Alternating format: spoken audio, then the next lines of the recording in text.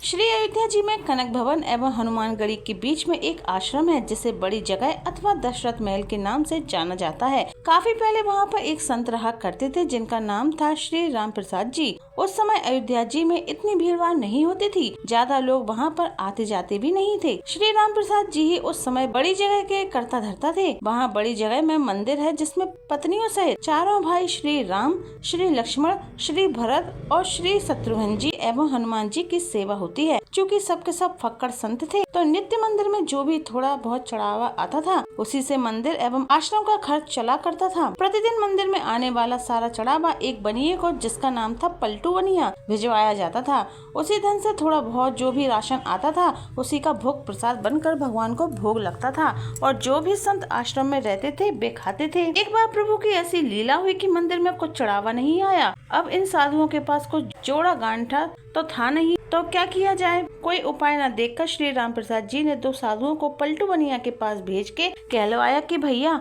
आज तो कुछ चढ़ावा आया ही नहीं, अतः थोड़ा सा राशन उधार दे दो, कम से कम भगवान को भोग तो लग ही जाए। पलटू बनिया ने जब यह सुना तो उसने यह कहकर मना कर दिया कि मेरा और महंत जी का लेना देना तो नकद का है, मैं उधार में कुछ नहीं दे पाऊंगा। श्री राम प्रसाद जी को जब यह पता चला तो जैसी भगवान की इच्छा कहकर उन्होंने भगवान को उस दिन जल का भोग लगा दिया।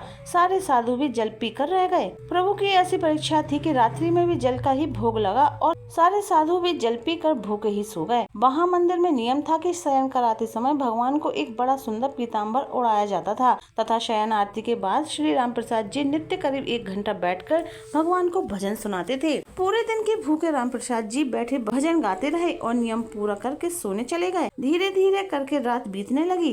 करीब आधी रात को पलटू बनिया के घर का दरवाजा किसी ने खटखटाया। वो बनिया घबरा गया कि इतनी रात को कौन आ गया। जब आवाज सुनी तो पता चला कुछ बच्चे दरवाजे पर शोर मचा रहे हैं। अरे पलटू, अरे सेठ, अरे दरवाजा खोल। उसने हड़बड़ाकर खींचते हुए दरवाजा खोला। सोचा कि जरूर ये बच्चे शरारत कर रहे होंगे, अभी इनके अच्छे से डांट लगाऊंगा।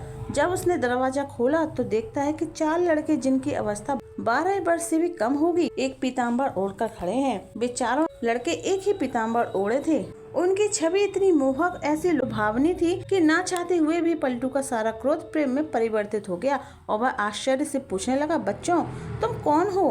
तुम इतनी रात को क्यों शोर मचा रहे हो? बिना कुछ कहे बच्चे घर में घुस आए और बोले, हमें राम प्रसाद बाबा ने भेजा है। ये जो पीताम्बर हम ओढ़े हैं इसका कोना खोलो, इसमें 1600 रुपए बंधे हैं, निकालो और गिनो।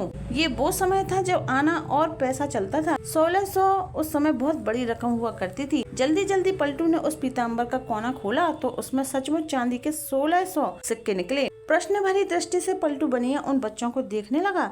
तब बच्चों ने कहा, इन पैसों का राशन कल सुबह आश्रम भिजवा देना। अब पलटू बनिया को थोड़ी शर्म आई। वो बोला, हाय आज मैंने राशन नहीं दिया, लगता है महंत जी नाराज हो गए, इसीलिए रात में ही इतने सारे पैसे भिजवा दिए। पश्चाताप, संकोच और प्रेम के साथ उसने हाथ जोड़कर कहा, बच्चों मेरी पूरी दुकान भी उठाकर मैं महंत जी को दे दूंगा तो भी ये पैसे ज्यादा ही बैठेंगे। इतने मूल्य का सामान देते देते तो मुझे पता नहीं कितना समय लग जाएगा। बच्चों ने कहा, ठीक है आप एक साथ मत दीजिएगा, थोड़ा थोड़ा करके अब से नित्य ही सुबह सुबह आश्रम भिजवा दिया कीजिएगा। आज के बाद कभी भी राशन के लिए मना मत करना।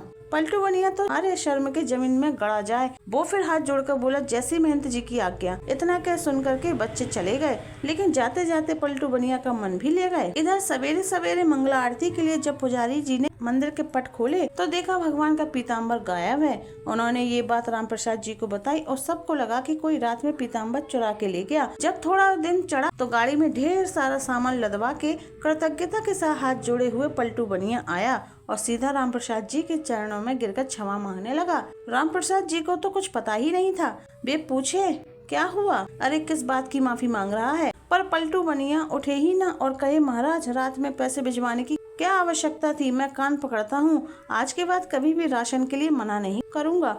और ये रहा आपका पीताम्बर, वो बच्चे मेरे यहाँ ही छोड़ गए थे, बड़े प्यारे बच्चे थे, इतनी रात को बेचारे पैसे लेकर आ भी गए। आप बुरा न माने तो मैं एक बार उन बालकों को फिर से देखना चाहता हूँ। जब राम प्रसाद जी ने वो पीताम्बर देखा तो पता चला ये तो हमारे मंदिर का ही है जो गायब हो गया था। अब वो पूछे कि ये तुम्हारे पास कैसे आया? तब उस बनिया ने रात वाली पूरी घटना सुनाई। अब तो राम प्रसाद जी भागे जल्दी जल्दी से और सीधा मंदिर जाकर भगवान के पैरों में पकड़कर रोने लगे कि हे भक्त वत्सल, मेरे कारण आपको आधी रात में इतना कष्ट उठाना पड़ा और कष्ट उठाया सो उठाया। मैंने जीवन भर आपकी सेवा की, मुझे तो दर्शन ना हुआ और इस बनिए को आधी रात में दर्शन देने पहुंच गए। जब पलटू बनिया को पूरी बात पता चली तो उसका हृदय भी धक से होके रह गया कि जिन्हें मैं साधारण बालक समझ बैठा वो तो त्रिभुवन के नाथ थे। अरे मैं तो चरण भी ना छू पाया। अब तो वे दोनों ही लोग बैठकर रोए। इसके बाद कभी भी आश्रम में राशन की कमी नहीं हुई और आज तक वहाँ संत सेवा होती आ रही है। इस घटना के बाद ही पलटू बनिया को वैराग्य हो गया और यह पलटू बनिया ही बाद में श्री पलटू दास जी के नाम से विख्यात हुए। श्री राम प्रसाद जी की व्याकुलता उस दिन हर क्षण के साथ बढ़ती ही जाए और रात में शयन के समय जब वे भजन गाने बैठे तो मूर्छित होकर गिर गए। संसार के लिए तो वे मूर्छित थे, किंतु मूर्छावस्था में ही उन्हें पत्नियों सहित चारों भाइयों का दर्शन हुआ और उसी दर्शन में श्री जानकी जी ने उनके आंसू पहुँचे तथा अपनी उंगली से उनके माथे पर बिंदी भी लगाई, जिसे फिर सदैव उन्होंने अपने मस्तक पर धारण करके रखा। उसी के बाद से इनके आश्रम में बिंदी वाले तिलक का प्रचलन हुआ। जय श्री सीताराम।